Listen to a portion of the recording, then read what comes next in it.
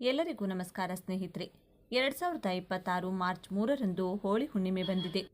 ಇನ್ನು ಇದರ ಜೊತೆಗೆ ಚಂದ್ರಗ್ರಹಣ ಕೂಡ ಬಂದಿದೆ. ಈ ದಿನ ಅಕ್ಕಿ ಡಬ್ಬದಲ್ಲಿ ಇದನ್ನ ಹಾಕಿದ್ರೆ ಸಾಕು, ನಿಮ್ಮ ಜೀವನದಲ್ಲಿ ಎಷ್ಟೇ ತಿಂದರೂ ಮುಗಿಯದಷ್ಟು ಐಶ್ವರ್ಯಗಳು ಬಂದು ಸೇರುತ್ತವೆ. ಸಾಲದ ಬಾಧೆಗಳು, ಬಡತನ ಸಂಪೂರ್ಣವಾಗಿ ದೂರವಾಗುತ್ತವೆ. ಧನವು ನಿರಂತರವಾಗಿ ಮನೆಗೆ ಹರಿಯುತ್ತಲೇ ಇರುತ್ತದೆ. ತಮ್ಮ ಜನ್ಮ ಧನ್ಯವಾಗುತ್ತದೆ. ಈ ದಿನದಂದು ನಿಮ್ಮ ಮನೆಯಲ್ಲಿ ಅಕ್ಕಿ ಡಬ್ಬದಲ್ಲಿ ಈ ವಸ್ತುಗಳನ್ನು ಇಟ್ಟರೆ ಸಾಕು, ನೀವು ಕುಳಿತು ತಿಂದರೂ ಮುಗಿಯದ ಆಸ್ತಿ ಬರುತ್ತದೆ. ನಿಮ್ಮ ಮನೆಯಲ್ಲಿ ಧನ ಮಳೆ ಸುರಿಯುತ್ತದೆ ಎಂದು ನಮ್ಮ ಹಿರಿಯರು ಮತ್ತು ಆಧ್ಯಾತ್ಮಿಕ ಶಾಸ್ತ್ರಗಳು ಹೇಳುತ್ತವೆ. ಏಕೆಂದರೆ ನಾವು ಅಕ್ಕಿ ಡಬ್ಬವನ್ನು ಸಾಕ್ಷಾತ್ ಅನ್ನಪೂರ್ಣ ದೇವಿಯ ಸ್ವರೂಪವೆಂದು ಭಾವಿಸುತ್ತೇವೆ. ಪ್ರಪಂಚದಲ್ಲಿ ಯಾವುದೇ ಜೀವಿಯಾಗಲಿ, ಅದು ಸಣ್ಣ ಇರುವೆಗಳಿಂದ ಹಿಡಿದು ದೊಡ್ಡ ಆನೆಗಳವರೆಗೆ ಆಹಾರವಿಲ್ಲದೆ ಬದುಕಲು ಸಾಧ್ಯವಿಲ್ಲ. ಮನುಷ್ಯನಿಗೆ ಅನ್ನವೇ ಪ್ರಾಣಾಧಾರ. ಅದಕ್ಕಾಗಿಯೇ ನಮ್ಮ ಹಿರಿಯರು ಅನ್ನವನ್ನು ಪರಬ್ರಹ್ಮ ಸ್ವರೂಪ ಎಂದು ಕರೆದರು. ನಾವು ಗಳಿಸುವ ಪ್ರತಿಯೊಂದು ರೂಪಾಯಿಯೂ ಕೊನೆಗೆ ಬಾಯಿಗೆ ಬರುವ ಅನ್ನದ ತುತ್ತಿಗಾಗಿಯೇ. ನಮ್ಮ ಮನೆಯಲ್ಲಿ ಧಾನ್ಯಲಕ್ಷ್ಮಿ ಯಾವಾಗಲೂ ತುಂಬಿರಬೇಕು ಅಂದರೆ ನಾವು ಅಕ್ಕಿ ಡಬ್ಬವನ್ನು ದೇವಾಲಯದಂತೆ ನೋಡಿಕೊಳ್ಳಬೇಕು. ಅಕ್ಕಿ ಡಬ್ಬ ಕೇವಲ ಅಕ್ಕಿ ಹಾಕುವ ಪಾತ್ರೆಯಲ್ಲ, ಅದು ನಮ್ಮ ಮನೆಯ ಅಕ್ಷಯ ಪಾತ್ರೆ. ಹಿಂದಿನ ಕಾಲದಲ್ಲಿ ನಮ್ಮ ಅಜ್ಜಿಯರು ಮುತ್ತಜ್ಜಿಯರು ಅಕ್ಕಿ ಡಬ್ಬವನ್ನು ಎಷ್ಟು ಜಾಗರೂಕತೆಯಿಂದ ನೋಡಿಕೊಳ್ಳುತ್ತಿದ್ದರು ಎಂಬುದು ನಮಗೆಲ್ಲರಿಗೂ ತಿಳಿದಿದೆ. ಅಕ್ಕಿ ತುಂಬಿದ್ದರೆ ಮಾತ್ರ ಆ ಮನೆಯಲ್ಲಿ ಸುಖ ಶಾಂತಿ ಇರುತ್ತದೆ ಎಂಬುದು ಅವರ ನಂಬಿಕೆ. ಬೆಳೆಯಾಗಿ ಹೊಳೆಯುವ ಅಕ್ಕಿ ಕಾಳುಗಳು ಲಕ್ಷ್ಮೀದೇವಿಗೆ ಅತ್ಯಂತ ಪ್ರಿಯವಾದವು. ಅದಕ್ಕಾಗಿಯೇ ನಾವು ಪ್ರತಿ ಶುಭ ಕಾರ್ಯದಲ್ಲಿ ಅಕ್ಕಿಯನ್ನು ಅಕ್ಷತೆಯಾಗಿ ಪರಿವರ್ತಿಸಿ ತಲೆಯ ಮೇಲೆ ಹಾಕಿಕೊಳ್ತೇವೆ. ಅಕ್ಕಿ ಡಬ್ಬ ತುಂಬಿದ್ದರೆ ಆ ಮನೆಯಲ್ಲಿ ಎಂದಿಗೂ ಹಸುವಿನ ಕೂಗು ಕೇಳಿಸುವುದಿಲ್ಲ, ಬಡತನ ಹತ್ತಿರ ಸುಳಿಯುವುದಿಲ್ಲ. ಈ ಅಕ್ಕಿ ಡಬ್ಬದಲ್ಲಿ ಈ ದಿನ ಒಂದು ವಸ್ತುವನ್ನು ಹಾಕಿದರೆ ಸಾಕು, ಅದು ನಿಮ್ಮದಾಗುತ್ತದೆ. ನಿಮ್ಮ ಮನೆಯಲ್ಲಿ ಹಣದ ಕೊರತೆ ಹೋಗಬೇಕಂದ್ರೆ, ಸಾಲದ ತೊಂದರೆಗಳು ನಿವಾರಣೆಯಾಗಬೇಕಂದ್ರೆ, ರಾಜಯೋಗ ಬರಬೇಕಾದ್ರೆ ಈ ಒಂದು ಸಣ್ಣ ಪರಿಹಾರವನ್ನು ಮಾಡಿ ನೋಡಿ. ನಿಮ್ಮ ಮನೆಯಲ್ಲಿ ಹಣಕ್ಕೆ ಯಾವುದೇ ಕೊರತೆ ಇರುವುದಿಲ್ಲ. ನೀವು ಯಾವುದೇ ಕೆಲಸವನ್ನು ಪ್ರಾರಂಭಿಸಿದರೂ ಅದು ಚಿನ್ನವಾಗುತ್ತದೆ. ಈ ಪರಿಹಾರದ ಬಗ್ಗೆ ಮತ್ತು ಅಕ್ಕಿ ಡಬ್ಬದಲ್ಲಿ ಇಡಬೇಕಾದ ವಿಶೇಷ ವಸ್ತುವಿನ ಬಗ್ಗೆ ಈಗ ಈ ವಿಡಿಯೋದಲ್ಲಿ ವಿವರವಾಗಿ ತಿಳಿದುಕೊಳ್ಳೋಣ. ಅದಕ್ಕೂ ಮೊದಲು ಈ ವಿಡಿಯೋವನ್ನು ಲೈಕ್ ಮಾಡದವರು ತಕ್ಷಣ ಒಂದು ಲೈಕ್ ಮಾಡಿ. ಎಲ್ಲರೂ ಭಕ್ತಿಯಿಂದ ಓಂ ಶ್ರೀ ಮಹಾಲಕ್ಷ್ಮಿ ನಮಃ ಅಂತ ಕಮೆಂಟ್ ಮಾಡಿ. ವಿಷಯಕ್ಕೆ ಬಂದರೆ ಅಕ್ಕಿ ಅತ್ಯಂತ ಪವಿತ್ರವಾದದ್ದು.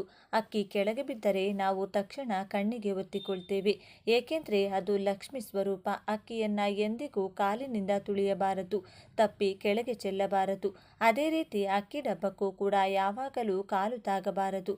ಅನೇಕರು ಅಡುಗೆ ಮನೆಯಲ್ಲಿ ಅಕ್ಕಿ ಡಬ್ಬವನ್ನು ಎಲ್ಲೆಂದರಲ್ಲಿ ಇಡುತ್ತಾರೆ, ಆದರೆ ಅಕ್ಕಿ ಡಬ್ಬದಲ್ಲಿ ಯಾವಾಗಲೂ ಶುಭ್ರವಾದ ಸ್ಥಳದಲ್ಲಿ ಪವಿತ್ರವಾದ ದಿಕ್ಕಿನಲ್ಲಿರಬೇಕು. ಆ ಡಬ್ಬದ ಸುತ್ತಲೂ ಜೇಡರ ಬಲೆಗಳು, ಧೂಳು ಇದ್ದರೆ ಲಕ್ಷ್ಮೀದೇವಿ ಅಲ್ಲಿ ಇರುವುದಿಲ್ಲ. ಅಕ್ಕಿ ಡಬ್ಬವನ್ನು ನೀವು ಒಂದು ಸಣ್ಣ ಗಲ್ಲ ಪೆಟ್ಟಿಗೆಯಂತೆ ಭಾವಿಸಬೇಕು. ಅಕ್ಕಿ ಡಬ್ಬದಲ್ಲಿ ಅಕ್ಕಿಯನ್ನು ಹೊರತುಪಡಿಸಿ ಬೇರೆ ವಸ್ತುಗಳನ್ನು ಅಂದರೆ ಉಪ್ಪು, ಉಪ್ಪಿನ ಪ್ಯಾಕೆಟ್ಗಳು, ಖಾರದ ಪ್ಯಾಕೆಟ್ಗಳು, ಎಣ್ಣೆ ಡಬ್ಬಗಳನ್ನು ಒಟ್ಟಿಗೆ ಇಡಬಾರದು. ಹೀಗೆ ಮಾಡಿದರೆ ಅದು ದಾರಿದ್ರ್ಯಕ್ಕೆ ಕಾರಣವಾಗುತ್ತದೆ. ಅನೇಕರು ಸ್ಥಳಾವಕಾಶ ಕಡಿಮೆ ಇದೆ ಎಂದು ಅಕ್ಕಿ ಡಬ್ಬದಲ್ಲಿ ಕಡಲೆಕಾಯಿ, ಹುಣಸೆಹಣ್ಣು, ಖಾರದ ಪ್ಯಾಕೆಟ್ಗಳನ್ನು ಸಂಗ್ರಹಿಸುತ್ತಾರೆ. ಇದು ಬಹಳ ದೊಡ್ಡ ತಪ್ಪು. ಅಕ್ಕಿ ಡಬ್ಬವು ಕೇವಲ ಧಾನ್ಯಕ್ಕೆ ಮಾತ್ರ ಸೀಮಿತವಾಗಿರಬೇಕು. ಆಗ ಮಾತ್ರ ಆ ಮನೆಯಲ್ಲಿ ಐಶ್ವರ್ಯ ನೆಲೆಸುತ್ತದೆ. ಅಕ್ಕಿ ಡಬ್ಬವನ್ನು ಆಗಾಗ ಒರೆಸಿ ಸ್ವಚ್ಛವಾಗಿಟ್ಟುಕೊಳ್ಳಬೇಕು. ನೀವು ಅಕ್ಕಿಯನ್ನು ಗೌರವಿಸಿದಾಗ ಆಗ ಮಾತ್ರ ಆಹಾರವು ನಿಮಗೆ ಆರೋಗ್ಯ ಮತ್ತು ಸಂಪತ್ತನ್ನು ನೀಡುತ್ತದೆ. ಇನ್ನು ಈ ದಿನ ರಾತ್ರಿ ಮಲಗುವ ಮುನ್ನ ಯಾವುದೇ ಸಮಯದಲ್ಲಿ ಒಂದು ಬಿಳಿ ಕಾಗದವನ್ನು ತೆಗೆದುಕೊಳ್ಳಿ. ಈ ಕಾಗದ ಹೊಸದಾಗಿರಬೇಕು ಮತ್ತು ಕಲೆಗಳಿಲ್ಲದಾಗಿರಬೇಕು. ಆ ಕಾಗದದ 4 ಕಡೆ ಕುಂಕುಮದಿಂದ ಬೊಟ್ಟು ಇಡಿ. ಕುಂಕುಮವು ಶಕ್ತಿಯ ಸಂಕೇತವಾಗಿದೆ. ಈಗ ಆ ಕಾಗದದ ಮಧ್ಯದಲ್ಲಿ ಕೆಲವು ವಿಶೇಷ ವಸ್ತುಗಳನ್ನು ಇಡಬೇಕು. ಅವುಗಳೆಂದರೆ 2 ಒಣಮೆಣಸಿನಕಾಯಿಗಳು, 5 ಬೇವಿನ ಎಲೆಗಳು, 5 ತುಳಸಿ ಎಲೆಗಳು, 1 ರೂಪಾಯಿ, 1 ಜಾಕಾಯಿ ಮತ್ತು 1 ದಾಲ್ಚಿನ್ನಿಯ ತುಂಡು. ಈ ಎಲ್ಲ ವಸ್ತುಗಳನ್ನು ನೀವು ಹಿಂದಿನ ದಿನವೇ ಸಿದ್ಧಪಡಿಸಿಕೊಳ್ಳಿ. ಈ ವಸ್ತುಗಳಿಗೆ ಪ್ರಕೃತಿಯಲ್ಲಿ ಒಂದು ವಿಶೇಷ ಶಕ್ತಿ ಇದೆ. ಇವುಗಳನ್ನು ಒಟ್ಟಿಗೆ ಸೇರಿಸಿ ಒಂದು ಗಂಟು ಕಟ್ಟಿದರೆ ಅದು ಒಂದು ಶಕ್ತಿಶಾಲಿ ಯಂತ್ರದಂತೆ ಕೆಲಸ ಮಾಡುತ್ತದೆ. ಮೆಣಸಿನಕಾಯಿಗಳು ನಿಮ್ಮ ಮನೆಯಲ್ಲಿರುವ ನಕಾರಾತ್ಮಕ ಶಕ್ತಿಯನ್ನು, ದೃಷ್ಟಿ ದೋಷಗಳನ್ನು ನಿವಾರಿಸುತ್ತವೆ. ಕೆಂಪು ಬಣ್ಣ ಸೂರ್ಯನಿಗೆ ಇಷ್ಟವಾದ್ದರಿಂದ ಒಣಮೆಣಸಿನಕಾಯಿಗಳು ಸೂರ್ಯನ ಶಕ್ತಿಯನ್ನು ಹೀರಿಕೊಳ್ಳುತ್ತವೆ. ಬೇವಿನ ಎಲೆಗಳು ಸಾಕ್ಷಾತ್ ಅಮ್ಮನವರ ಸ್ವರೂಪ. ಇವು ಆರೋಗ್ಯವನ್ನು ಕಾಪಾಡುತ್ತವೆ ಮತ್ತು ಕೀಟಗಳನ್ನು ಹತ್ತಿರಕ್ಕೆ ಸುಳಿಯಲು ಬಿಡುವುದಿಲ್ಲ. ತುಳಸಿ ಎಲೆಗಳು ಸಾಕ್ಷಾತ್ ಮಹಾಲಕ್ಷ್ಮಿಯ ಸಂಕೇತ. ಐಶ್ವರ್ಯವು ತಾಂಡವವಾಡುತ್ತದೆ. ತುಳಸಿ ಎಲೆಗಳು ಸುಗಂಧಭರಿತ ಅಕ್ಕಿ ಡಬ್ಬಿಯಲ್ಲಿ ಒಂದು ರೀತಿಯ ಪವಿತ್ರತೆಯನ್ನು ತುಂಬುತ್ತದೆ. ಇನ್ನು ವಿಷಯಕ್ಕೆ ಬಂದರೆ ಜ್ಞಾನವು ಧನಾಕರ್ಷಣೆಯ ಸಂಕೇತ. ಬೆಳ್ಳಿ ಇದ್ರೆ ಇನ್ನೂ ಒಳ್ಳೆಯದು, ಇಲ್ಲದಿದ್ದರೆ ಸಾಮಾನ್ಯ ರೂಪಾಯಿ ನಾಣ್ಯವಾದರೂ ಪರವಾಗಿಲ್ಲ. ಜಾಕಾಯಿಗೆ ಆಧ್ಯಾತ್ಮಿಕವಾಗಿ ದೊಡ್ಡ ಪ್ರಾಮುಖ್ಯತೆ ಇದೆ. ಇದನ್ನು ವಶೀಕರಣ ಮತ್ತು ಆಕರ್ಷಣೆಗೆ ಬಳಸುತ್ತಾರೆ. ಜಾಯಿಕಾಯಿ ಇರುವಲ್ಲಿ ಲಕ್ಷ್ಮೀದೇವಿ ಸ್ಥಿರವಾಗಿರುತ್ತಾಳೆ. ಅಡಿಕೆ ಗಣಪತಿಯ ಸ್ವರೂಪ. ಯಾವುದೇ ಕೆಲಸವು ಅಡೆತಡೆಗಳಿಲ್ಲದೆ ನಡೆಯಲು ಇದು ಅವಶ್ಯಕ. ದಾಲ್ಚಿನ್ನಿ ಪ್ರಪಂಚದಾದ್ಯಂತ ಹಣವನ್ನು ಆಕರ್ಷಿಸುವ ಒಂದು ಉತ್ತಮ ಮೂಲಿಕೆಯಾಗಿ ಪ್ರಸಿದ್ಧವಾಗಿದೆ. ಅಂತಹ ದಾಲ್ಚಿನ್ನಿಯನ್ನ ಈ ಗಂಟಿನಿಂದ ಇರುವುದರಿಂದ ಬಹುಶಃ ಅದು ಐಶ್ವರ್ಯ ನಿಧಿಯಾಗಿ ಬದಲಾಗುತ್ತದೆ. ಈ ಎಲ್ಲ ವಸ್ತುಗಳನ್ನು ಒಟ್ಟಿಗೆ ಆ ಬಿಳಿ ಕಾಗದದಲ್ಲಿ ಇಟ್ಟು ಕೆಂಪು ದಾರದಿಂದ ಅಥವಾ ಸಾಮಾನ್ಯ ದಾರದಿಂದ ಸಣ್ಣ ಗಂಟು ಕಟ್ಟಿ ಈ ಗಂಟನ್ನು ತೆಗೆದುಕೊಂಡು ಹೋಗಿ ಮನೆಯ ಅಕ್ಕಿ ಡಬ್ಬದಲ್ಲಿ ಮಧ್ಯದಲ್ಲಿ ಸಣ್ಣ ಗುಂಡಿಯಂತೆ ತೆಗೆದು ಅಲ್ಲಿ ಈ ಗಂಟನ್ನು ಇಟ್ಟು ಮೇಲೆ ಅಕ್ಕಿಯಿಂದ ಮುಚ್ಚಿ. ಹೀಗೆ ಮಾಡುವಾಗ ನೀವು ಏಕಾಂಗಿಯಾಗಿ ಶಾಂತವಾಗಿರಬೇಕು, ಯಾರೊಂದಿಗೂ ಮಾತನಾಡಬಾರದು. ಈ ಗಂಟನ್ನು ಇಡುವಾಗ ನಿಮ್ಮ ಮನಸ್ಸಿನಲ್ಲಿ ಅನ್ನಪೂರ್ಣಾದೇವಿ ನಮ್ಮ ಮನೆಯಲ್ಲಿ ಧನಧಾನ್ಯಗಳಿಗೆ ಎಂದಿಗೂ ಕೊರತೆಯಾಗದಂತೆ ನೋಡಿಕೊ, ನಮ್ಮ ಕಷ್ಟಗಳನ್ನೆಲ್ಲ ನಿವಾರಿಸಿ ಐಶ್ವರ್ಯವನ್ನು ಪ್ರಸಾದಿಸು ಎಂದು ಬಲವಾಗಿ ಪ್ರಾರ್ಥಿಸಿ. ಸೂರ್ಯ ಭಗವಾನ್ ಸಾಕ್ಷಿಯಾಗಿ ಈ ದಿನದಂದು ಈ ಕೆಲಸ ಮಾಡುವುದರಿಂದ ನಿಮ್ಮ ಜಾತಕದಲ್ಲಿರುವ ದಾರಿದ್ರ್ಯ ದೋಷಗಳೆಲ್ಲ ನಿವಾರಣೆಯಾಗುತ್ತದೆ. ಈ ಗಂಟನ್ನು 1 ತಿಂಗಳ ಕಾಲ ಆ ಅಕ್ಕಿ ಡಬ್ಬದಲ್ಲಿಯೇ ಇರಲು ಬಿಡಿ. ಈ 30 ದಿನಗಳ ಕಾಲ ನೀವು ಆ ಡಬ್ಬದಿಂದ ಅಕ್ಕಿಯನ್ನು ಬಳಸಬಹುದು, ಆದರೆ ಗಂಟನ್ನು ಮಾತ್ರ ಕದಲಿಸಬೇಡಿ. 1 ತಿಂಗಳು ಕಳೆದ ನಂತರ ಅಂದರೆ ತಿಂಗಳ ಮುಗಿದ ನಂತರ ಆ ಗಂಟನ್ನು ಹೊರತೆಗೆದು ಅದರಲ್ಲಿರುವ ವಸ್ತುಗಳನ್ನು ಹರಿಯುವ ನೀರಿನಲ್ಲಿ ಅಂದರೆ ಯಾವುದಾದರೂ ಕಾಲುವೆಯಲ್ಲಿ ಅಥವಾ ಕೆರೆಯಲ್ಲಿ ಹಾಕಿಬಿಡಿ. ಒಂದು ವೇಳೆ ಹರಿಯುವ ನೀರು ಲಭ್ಯವಿಲ್ಲದಿದ್ದರೆ ಯಾವುದಾದರೂ ದೊಡ್ಡ ಮರದ ಬುಡದಲ್ಲಿ ಮಣ್ಣು ತೆಗೆದು ಅಲ್ಲೇ ಇಡಿ. ಈ ಪರಿಹಾರವನ್ನು ಮಾಡೋದ್ರಿಂದ ಸೂರ್ಯಶಕ್ತಿ ಆ ಅಕ್ಕಿ ಕಾಳುಗಳ ಮೂಲಕ ನಿಮ್ಮ ಮನೆಯಲ್ಲೆಲ್ಲ ಹರಡುತ್ತದೆ. ನಮ್ಮ ಮನೆಯಲ್ಲಿ ಪ್ರತಿಯೊಂದು ವಸ್ತುವು ಒಂದು ಕಂಪನವನ್ನು ಹೊಂದಿರುತ್ತದೆ. ಅಕ್ಕಿ ಡಬ್ಬ ಅಡುಗೆ ಮನೆಯಲ್ಲಿರುವುದರಿಂದ ಅದರಿಂದ ಬರುವ ಸಕಾರಾತ್ಮಕ ಶಕ್ತಿಯು ಮನೆಯ ಎಲ್ಲ ಸದಸ್ಯರ ಮೇಲೆ ಪರಿಣಾಮ ಬೀರುತ್ತದೆ. ಈ ಪರಿಹಾರದಲ್ಲಿ ಬಳಸಲಾದ ಜಾಕಾಯಿ ವಶೀಕರಣಕ್ಕೆ ಹೆಸರುವಾಸಿಯಾಗಿದೆ. ಇದರಿಂದ ಸಮಾಜದಲ್ಲಿ ನಿಮಗೆ ಗೌರವ ಹೆಚ್ಚುತ್ತದೆ. ಅಧಿಕಾರಿಗಳು ಅಥವಾ ದೊಡ್ಡ ಮನುಷ್ಯರಿಂದ ನಿಮಗೆ ಆಗಬೇಕಾದ ಕೆಲಸಗಳು ಬೇಗನೆ ಪೂರ್ಣಗೊಳ್ಳುತ್ತವೆ. ಅಡಿಕೆ ವಿಘ್ನ ವಿನಾಯಕನ ಪ್ರತಿರೂಪವಾಗಿರುವುದರಿಂದ ನಿಮ್ಮ ವ್ಯಾಪಾರದಲ್ಲಿ ಅಥವಾ ಉದ್ಯೋಗದಲ್ಲಿ ಎದುರಾಗುವ ಅಡೆತಡೆಗಳು ನಿವಾರಣೆಯಾಗುತ್ತವೆ. ದಾಲ್ಚಿನ್ನಿ ಹಣವನ್ನು ಅಯಸ್ಕಾಂತದಂತೆ ಆಕರ್ಷಿಸುತ್ತದೆ. ಈ ಪರಿಹಾರವನ್ನು ಮಾಡಿದ ಕೆಲವೇ ದಿನಗಳಲ್ಲಿ ನಿಮಗೆ ತಿಳಿಯದ ಹಣದ ಹರಿವು ಪ್ರಾರಂಭವಾಗುತ್ತದೆ. ಸಾಲದ ಬಾಧೆಯಿಂದ ಬಳಲುತ್ತಿರುವವರಿಗೆ ಹೊಸ ಆದಾಯದ ಮೂಲಗಳು ಗೋಚರಿಸುತ್ತವೆ. ಮುಖ್ಯವಾಗಿ ಈ ಪರಿಹಾರವನ್ನು ಮಾಡುವಾಗ ಈ ಕೆಲವು ನಿಯಮಗಳನ್ನು ಪಾಲಿಸಬೇಕು. ಈ ದಿನದಂದು ಬೆಳಿಗ್ಗೆ ಬೇಗ ಏಳಬೇಕು. ಆ ದಿನ ಸೂರ್ಯನಿಗೆ ಇಷ್ಟವಾದ ಹಸುವಿನ ಹಾಲು ಕುದಿಸಿ ಆ ಹಾಲಿನಲ್ಲಿ ಅಕ್ಕಿ ಹಾಕಿ ಪರಮಾನ್ನ ಮಾಡಿ ನೈವೇದ್ಯ ಇಡಲು ಮರೆಯಬೇಡಿ. ಸ್ವಲ್ಪ ದಾಲ್ಚಿನ್ನಿ ಪುಡಿ ಅಥವಾ ಏಲಕ್ಕಿ ಹಾಕಿದರೆ ಅದು ಇನ್ನಷ್ಟು ಶಕ್ತಿಶಾಲಿಯಾಗುತ್ತದೆ. ಸೂರ್ಯನು ಆರೋಗ್ಯದಾತನಾಗಿರುವುದರಿಂದ ಈ ಪರಿಹಾರದಿಂದ ನಿಮ್ಮ ಮನೆಯಲ್ಲಿ ದೀರ್ಘಕಾಲದ ಅನಾರೋಗ್ಯ ಸಮಸ್ಯೆಗಳಿದ್ದರೆ ನೀವು ನಿಧಾನವಾಗಿ ಕಡಿಮೆಯಾಗುತ್ತವೆ. ಅಕ್ಕಿ ಡಬ್ಬವನ್ನು ಎಂದಿಗೂ ಖಾಲಿ ಇಡಬಾರದು, ಏಕೆಂದರೆ ಡಬ್ಬದ ತಳ ಕಾಣಿಸಿದರೆ ಆ ಮನೆಯಿಂದ ಲಕ್ಷ್ಮಿ ಹೊರಟು ಹೋಗುತ್ತಾಳೆನ್ನುವ ನಂಬಿಕೆ ಇದೆ. ಆದ್ದರಿಂದ ಅಕ್ಕಿ ಅರ್ಧಕ್ಕೆ ಬಂದ ತಕ್ಷಣ ಹೊಸದನ್ನು ತಂದು ಹಾಕಿ. ಅಕ್ಕಿ ಡಬ್ಬವನ್ನು ಎಂದಿಗೂ ನೆಲದ ಮೇಲೆ ನೇರವಾಗಿ ಇಡದೆ ಕೆಳಗೆ ಯಾವುದಾದರೂ ಸ್ಟ್ಯಾಂಡ್ ಇಡುವುದು ಉತ್ತಮ. ಈ ದಿನದಂದು ಈ ಪರಿಹಾರವನ್ನು ಮಾಡಲು ಸಾಧ್ಯವಾಗದವರು ನಂತರ ಬರುವ ಯಾವುದೇ ಶುಕ್ರವಾರ ಅಥವಾ ಭಾನುವಾರ ಪ್ರಯತ್ನಿಸಬಹುದು. ಆದರೆ ಈ ದಿನದಂದು ಮಾಡಿದರೆ ಸಿಗುವ ಫಲ 1000 ಪಟ್ಟು ಹೆಚ್ಚಾಗಿರುತ್ತದೆ. ಈ ಪರಿಹಾರ ಕೇವಲ ಹಣಕ್ಕಾಗಿ ಮಾತ್ರವಲ್ಲ, ಮಾನಸಿಕ ಶಾಂತಿಗಾಗಿಯೂ ಸಹ. ಯಾವ ಮನೆಯಲ್ಲಿ ಅನ್ನಪೂರ್ಣಮ್ಮನ ಅನುಗ್ರಹವಿರುತ್ತದೆಯೋ ಆ ಮನೆಯಲ್ಲಿ ಜಗಳಗಳಿರುವುದಿಲ್ಲ, ಎಲ್ಲರೂ ಒಟ್ಟಾಗಿ ಇರುತ್ತಾರೆ. ಹಸಿರು ತೋರಣಗಳ ನಡುವೆ ಕಳೆ ಕಟ್ಟುವ ಅಡುಗೆ ಮನೆಯಲ್ಲಿ ಲಕ್ಷ್ಮೀದೇವಿ ಯಾವಾಗಲೂ ನೆಲೆಸಿರುತ್ತಾಳೆ. ಈ ಪರಿಹಾರವನ್ನು ನೀವು ಅತ್ಯಂತ ಭಕ್ತಿಯಿಂದ ಮತ್ತು ನಂಬಿಕೆಯಿಂದ ಮಾಡಿ, ಏನು ಪರೀಕ್ಷೆ ಮಾಡೋಣ ಎಂಬಂತೆ ಅಲ್ಲದೆ ಪರಮಾತ್ಮನ ಮೇಲೆ ಭಾರ ಹಾಕಿ ಮಾಡಿ. ಆಗ ಫಲಿತಾಂಶ ಖಂಡಿತ ಸಿಗುತ್ತದೆ. ನಿಮ್ಮ ಜೀವನವು ಒಂದು ಪ್ರಕಾಶಮಾನವಾದ ಪ್ರಯಾಣವಾಗಲಿ ಮತ್ತು ರಾಜಯೋಗವು ನಿಮಗೆ ಬೇಕಾದ ಎಲ್ಲವನ್ನೂ ಸಾಧಿಸಲಿ ಮನಸಾರೆ ಬಯಸುತ್ತೇನೆ. ಈ ಮಾಹಿತಿಯನ್ನು ಒಬ್ಬರಿಗೆ ಇಟ್ಟುಕೊಳ್ಳದೆ ನಿಮ್ಮ ಸ್ನೇಹಿತರು ಮತ್ತು ಸಂಬಂಧಿಕರಿಗೂ ಹಂಚಿಕೊಳ್ಳಿ, ಏಕೆಂದರೆ 10 ಜನರಿಗೆ ಒಳ್ಳೆಯದನ್ನು ಮಾಡುವುದರಿಂದ ಬರುವ ಪುಣ್ಯವು ನಮಗೆ ರಕ್ಷಣಾ ಕವಚದಂತೆ ಆಗುತ್ತದೆ. 2026 ಮಾರ್ಚ್ 3ರಂದು ಹೋಳಿ ಹುಣ್ಣಿಮೆ ಬಂದಿದೆ. ಇನ್ನು ಇದರ ಜೊತೆಗೆ ಚಂದ್ರಗ್ರಹಣ ಕೂಡ ಬಂದಿದೆ. 500 ವರ್ಷಗಳ ಬಳಿಕ ಹೋಳಿಯಂದೇ ಪೂರ್ಣ ಚಂದ್ರಗ್ರಹಣ. ಈ 6 ರಾಶಿಯವರಿಗೆ ಹೆಜ್ಜೆ ಹೆಜ್ಜೆಗೂ ಸಿಗುವುದು ಸಕ್ಸಸ್. ಹೋಳಿಯ ಸಂದರ್ಭದಲ್ಲಿ ಪೂರ್ಣ ಚಂದ್ರಗ್ರಹಣವು ಕುಂಭ ರಾಶಿಯಲ್ಲಿ ಸಂಭವಿಸುವುದು. ಈ ಚಂದ್ರಗ್ರಹಣದಿಂದ ಯಾವ 6 ರಾಶಿಗೆ ಸೇರಿದ ಜನರ ಅದೃಷ್ಟದ ಬಾಗಿಲು ತೆರೆಯಲಿದೆ? ಜ್ಯೋತಿಷ್ಯ ಶಾಸ್ತ್ರದ ಪ್ರಕಾರ ಸಮಯಕ್ಕೆ ಸರಿಯಾಗಿ ಚಂದ್ರ ಮತ್ತು ಸೂರ್ಯಗ್ರಹಣವು ಸಂಭವಿಸುವುದು. ಇದರ ಪ್ರಭಾವವನ್ನು ಪ್ರತಿಯೊಬ್ಬ ವ್ಯಕ್ತಿಯ ಜೀವನದ ಮೇಲೆ ಮತ್ತು ಜಗತ್ತಿನ ಮೇಲೆ ನೋಡಬಹುದು. 2026ರ ಮೊದಲ ಪೂರ್ಣ ಚಂದ್ರಗ್ರಹಣ ಫಾಲ್ಗುಣಿ ಪೂರ್ಣಿಮೆಯ ಶುಭ ಸಂದರ್ಭದಲ್ಲಿ ಸಂಭವಿಸುವುದು. ಅಂದರೆ ಹೋಳಿ ಹಬ್ಬದ ಸಂದರ್ಭದಲ್ಲಿ ಸಂಭವಿಸುವುದು.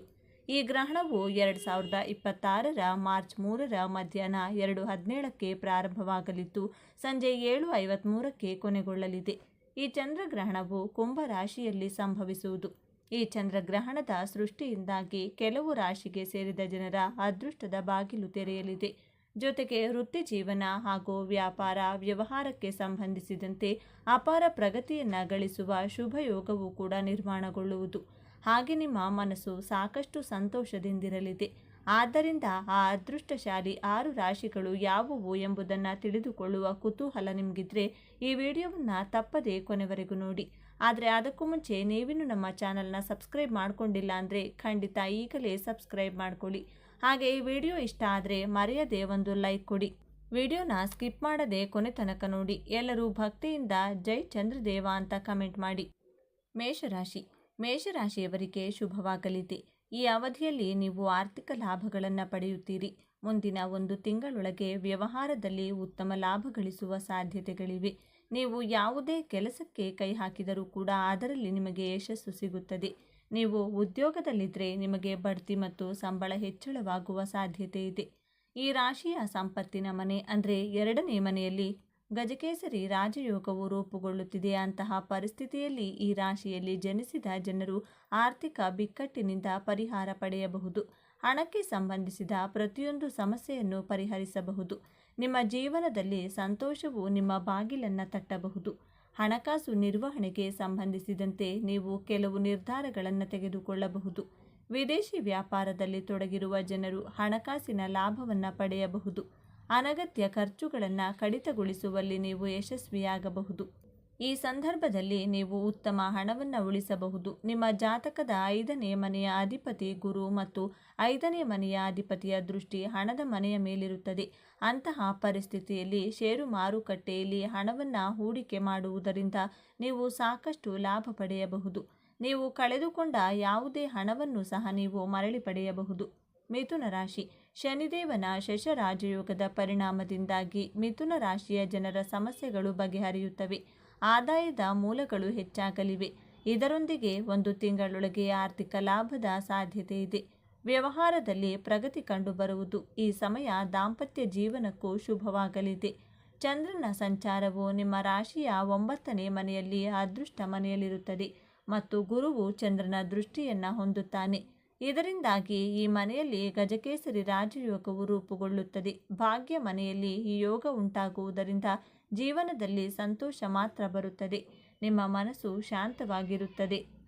ಅಂತಹ ಪರಿಸ್ಥಿತಿಯಲ್ಲಿ ನೀವು ಸರಿಯಾದ ನಿರ್ಧಾರ ತೆಗೆದುಕೊಳ್ಳಲು ಸಾಧ್ಯವಾಗುತ್ತದೆ ಮತ್ತು ನೀವು ಬಯಸುವ ಯಾವುದೇ ಕೆಲಸವನ್ನು ಪ್ರಾರಂಭಿಸಲು ಸಾಧ್ಯವಾಗುತ್ತದೆ. ಅದು ವ್ಯವಹಾರವಾಗಿರಲಿ ಅಥವಾ ಯಾವುದೇ ಇತರ ಕೆಲಸವಾಗಿರಲಿ, ನೀವು ಅದರಲ್ಲಿ ಯಶಸ್ಸನ್ನು ಸಾಧಿಸಬಹುದು.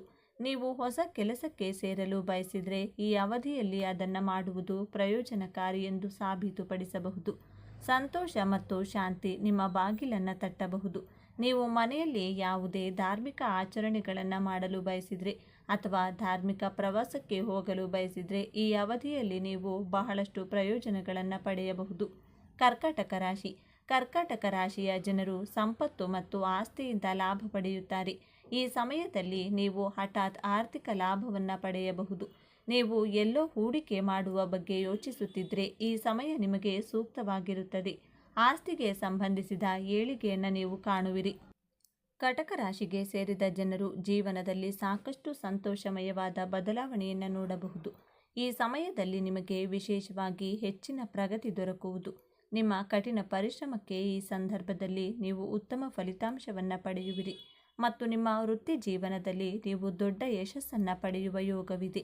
ಕೇತುವಿನ ಪ್ರಭಾವದಿಂದಾಗಿ ನೀವು ಸಾಕಷ್ಟು ಧೈರ್ಯಶಾಲಿಗಳಾಗುವಿರಿ. ಇದರಿಂದಾಗಿ ನೀವು ಯಾವುದೇ ರೀತಿಯ ಕಠಿಣ ಪರಿಸ್ಥಿತಿಯನ್ನು ಎದುರಿಸಲು ಸಾಧ್ಯವಾಗುವುದು.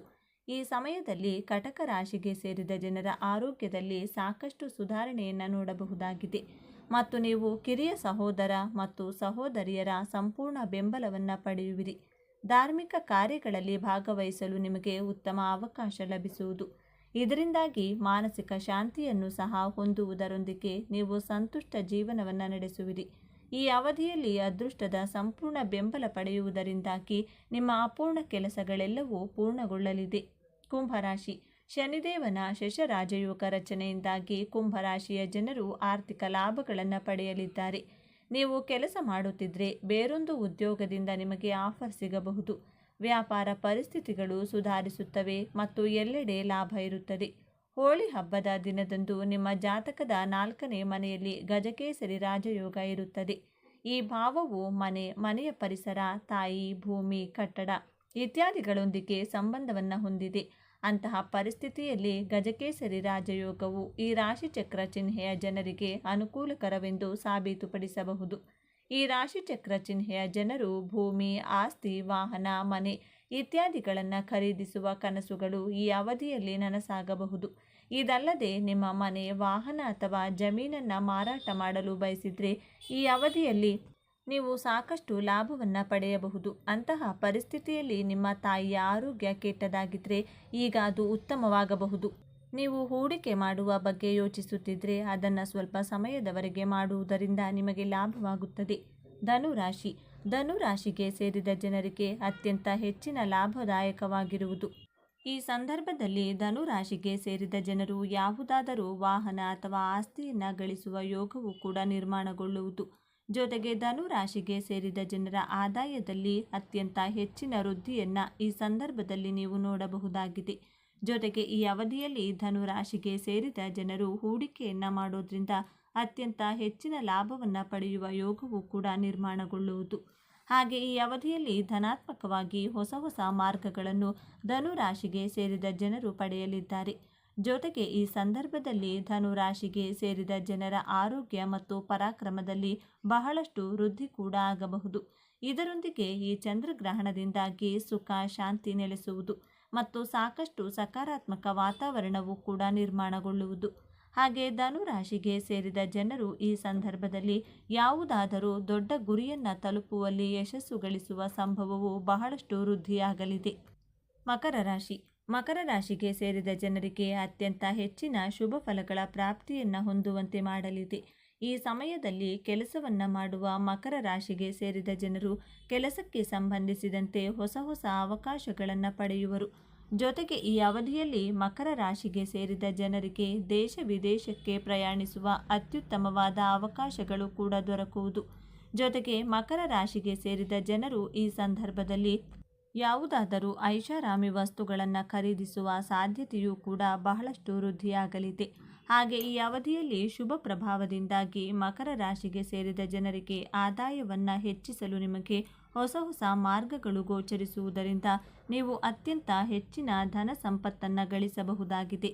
ಜೊತೆಗೆ ಈ ಸಂದರ್ಭದಲ್ಲಿ ನಿಮ್ಮ ಆರ್ಥಿಕ ಸ್ಥಿತಿಯು ಸಾಕಷ್ಟು ಸುಧಾರಿಸುವುದು. ಇದರೊಂದಿಗೆ ಈ ಅವಧಿಯಲ್ಲಿ ಮಕರ ರಾಶಿಗೆ ಸೇರಿದ ಜನರ ಗೌರವ, ಖ್ಯಾತಿ ಹಾಗೂ ಪ್ರತಿಷ್ಠೆಯಲ್ಲಿ ಸಾಕಷ್ಟು ವೃದ್ಧಿಯನ್ನು ನೀವು ನೋಡಬಹುದು. ಸಿಂಹರಾಶಿ. ಸಿಂಹರಾಶಿಗೆ ಸೇರಿದ ಜನರಿಗೆ ಹೆಚ್ಚು ಲಾಭಗಳನ್ನು ಗಳಿಸುವಂತೆ ಮಾಡಲಿದೆ. ಈ ಸಂದರ್ಭದಲ್ಲಿ ಸಿಂಹರಾಶಿಗೆ ಸೇರಿದ ವಿದ್ಯಾರ್ಥಿಗಳು ಸ್ಪರ್ಧಾತ್ಮಕ ಪರೀಕ್ಷೆಗೆ ತಯಾರಿಯನ್ನು ನಡೆಸುತ್ತಿದ್ದರೆ ಅದರಲ್ಲಿ ಯಶಸ್ಸು ಗಳಿಸುವ ಸಾಧ್ಯತೆಯೂ ಕೂಡ ಬಹಳಷ್ಟು ವೃದ್ಧಿಯಾಗುವುದು. ಇದರೊಂದಿಗೆ ಸಿಂಹರಾಶಿಗೆ ಸೇರಿದ ಜನರು ರಾಜಕೀಯ, ಸರ್ಕಾರಿ ಸೇವೆಗಳೊಂದಿಗೆ ಸಂಬಂಧವನ್ನು ಹೊಂದಿದ್ರೆ ಈ ಅವಧಿಯಲ್ಲಿ ಸಿಂಹರಾಶಿಗೆ ಸೇರಿದ ಜನರಿಗೆ ವಿಶೇಷವಾಗಿ ಅಪಾರ ಲಾಭ ದೊರಕುವ ಯೋಗವು ಕೂಡ ನಿರ್ಮಾಣಗೊಳ್ಳುವುದು. ಹಾಗೆ ಈ ಸಮಯದಲ್ಲಿ ಕೆಲಸವನ್ನು ಹುಡುಕುತ್ತಿರುವ ಈ ರಾಶಿಗೆ ಸೇರಿದ ಜನರಿಗೆ ಉತ್ತಮ ಉದ್ಯೋಗ ದೊರಕುವ ಸಾಧ್ಯತೆಯೂ ಕೂಡ ಬಹಳಷ್ಟು ಹೆಚ್ಚಾಗಿರುವುದು. ಜೊತೆಗೆ ಸಿಂಹರಾಶಿಗೆ ಸೇರಿದ ಜನರು ಈ ಸಂದರ್ಭದಲ್ಲಿ ವ್ಯಾಪಾರ ವ್ಯವಹಾರವನ್ನು ಮಾಡುತ್ತಿದ್ದರೆ ನಿಮಗೆ ಉತ್ತಮ ಧನಲಾಭವಾಗುವ ಸಾಧ್ಯತೆಯೂ ಕೂಡ ಬಹಳಷ್ಟು ವೃದ್ಧಿಯಾಗಲಿದೆ. ಜೊತೆಗೆ ಈ ಸಂದರ್ಭದಲ್ಲಿ ಸಿಂಹರಾಶಿಗೆ ಸೇರಿದ ಜನರಿಗೆ ವ್ಯಾಪಾರ ವ್ಯವಹಾರಕ್ಕೆ ಸಂಬಂಧಿಸಿದಂತೆ ಹೊಸ ಹೊಸ ಅವಕಾಶಗಳ ಪ್ರಾಪ್ತಿಯೂ ಕೂಡ ಆಗುವುದು. ಈ ವಿಡಿಯೋ ನಿಮಗೆ ಇಷ್ಟವಾದರೆ ಲೈಕ್ ಮಾಡಿ, ಶೇರ್ ಮಾಡಿ, ತಪ್ಪದೆ ನಮ್ಮ ಚಾನಲ್ನ ಸಬ್ಸ್ಕ್ರೈಬ್ ಮಾಡ್ಕೊಳ್ಳಿ. ಎಲ್ಲರೂ ಭಕ್ತಿಯಿಂದ ಓಂ ಶ್ರೀ ಮಹಾಲಕ್ಷ್ಮೀ ನಮಃ ಅಂತ ಕಮೆಂಟ್ ಮಾಡಿ. ಧನ್ಯವಾದಗಳು.